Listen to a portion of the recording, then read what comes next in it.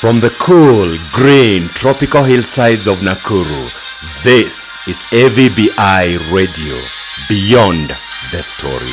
Hello everyone and welcome to the Monday News Report with the News Gang. From the ANESTAR Media Services Broadcasting Headquarters in Lanet, Goods and Morgan, this is AVBI Radio. A journey of humble beginnings has become a mission of the possible. This new face you're about to listen to is not only a group of journalists, but a group of synchronous journalists. On today's outstanding headlines: ANESTAR Today, local and international news, local and international sports, and entertainment. On ANESTAR Today, we'll have it from Kalama. As announced last week by the principal, the school shall host an talent extravaganza, which is expected to be a suitable opportunity for all students to showcase what they have. During our news trial, we were able to observe students organizing dances, songs, and skits, and I can assure you we are going to see some pretty decent representation on the awaited D-Day. All registered participants are reminded to continue practicing prior to the audition expected to be very soon. More information will be issued as the days goes on. On the other hand, the academic desk would like to remind all the students to keep studying in preparation for the forthcoming examinations. The Form 3s are expected to prepare for a full paper examination 2 weeks from now.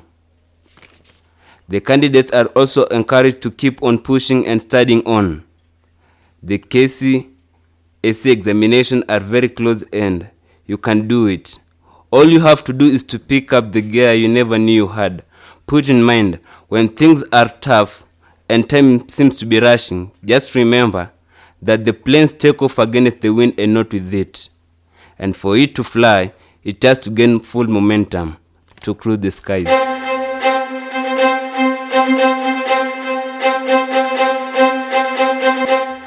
On local and international news, we hear it from Rugut. Thank you, Joel.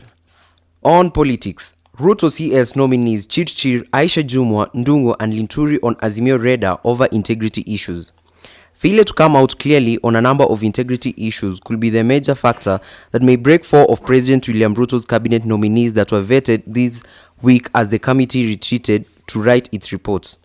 Azimio la Umoja One Kenya Coalition Party members of the vetting committee have narrowed down to 4 of the nominees that it wants drop on the grounds of integrity and ongoing court cases. The coalition is convinced that the withdrawal of cases of some nominees, the Director of Public Prosecutions Nordin Haji, was political and not that they lacked merit. Hence, the cloud of integrity was still hangs over them, a ground they said is fertile for their rejection. On the international news, UK Prime Minister Elizabeth Truss resigns after 44 days in office, becoming the shortest-serving Prime Minister in Britain's history after the public MPs and the markets comprehensively rejected the self-styled heir to Margaret Thatcher. Today is a Hindu holiday Diwali, but it is not a public holiday. On local and international sports, we'll have it from Peter and Elvis. Thank you, Siri. Well. Welcome on to our local grounds. Yesterday afternoon was accompanied by a calabash of activities.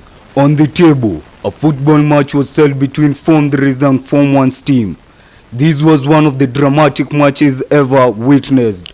The match ended up 4-1 with victory achieved by the Swift Steve Mbari, wowed by everyone with a hat-trick. Kudos to him. Abdallah kept things to the table by scoring another goal. Of course, this happened accompanied by assists from Johnny Kibet and Daniel Bahati. What we have to say to them is thumbs up. For the Form 1 team was put on score by Arab, who scored 1 goal, following Form 3's goalkeeper Lincoln failing to make a clean shift. The match was reported free and fair, full of twists and turns. The winning players appreciated the administration for provision of sports facilities. Hitting the bullseye, they all would like the administration to arrange for a little reward. And on the look of things, we can see something great is cooking up. On international news, The long-awaited weekend was finally upon us, and once again, the English Premier League did not disappoint. Liverpool visited Nottingham Forest and were humbled to a shock of a 1-0 loss in the hands of the newly promoted team. Manchester City played host to Brighton at the Etihad Stadium, where Erling Haaland scored a brace and Kevin De Bruyne finished the game off to ensure the citizens did not lose valuable points and try to catch the Gunners at the first place. The match ended 3-1. Everton played Crystal Palace at Goodison Park, where Frank Lampard's men completely thrashed the London side in a very dominant display. The match finished 3-0.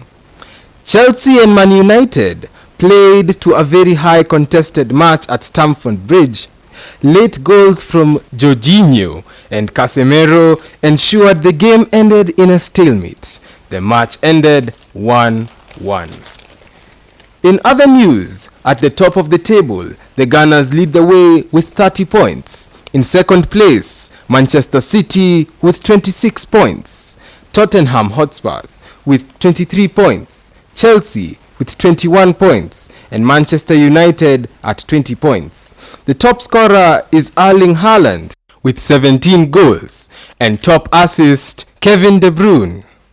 Next week expected matches. On Saturday, Leicester versus Manchester City, Tottenham versus Bournemouth, Brighton versus Chelsea, and Wolves versus Brentford. And on Sunday, Arsenal versus Nottingham Forest and Manchester United versus West Ham. In the World Cup news, 27 days are left to the Qatar World Cup 2022 with the first game Qatar versus Ecuador. And on NBA, the Eastern Conference results are as follows. The top on the chart, Celtics, followed by the Hawks, the Wizards, the Bucks, and on 5th place, the Nets. And in the West Conference, Jazz, Blazers, Pelicans, Nuggets, and lastly, the Spurs on 5th place. I've been your reporter, David Cairo. On entertainment, we have celebrities and song releases. Let's hear it from Kennedy and Tyrone. On celebrities, we have Chris Brown. Chris Brown is an American singer, songwriter, and dancer, and an actor. He's one of the most successful R&B singers of his generation, and he is 33 years old. We also have new song releases. The first one is Foreign by Diana Codes and Brooklyn Boys. The other one is So Rich by Big Yasa. Another one, Chan Lee by Furthermore, The OG, Boutros, and Smarty Things. We also have MCA by Wakadinali, On Air by Nikita Kering, Poland by Liliachi, Wait For You by Future, Drake and Tams, Under the Influence by Breezy.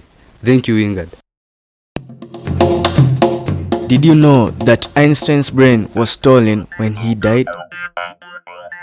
My oh my, we've come to the end of our show today. For more information, visit our website on www.avbi.com. Continue to tune into our station for fresh, breathtaking news and nourishing shows. Signing off.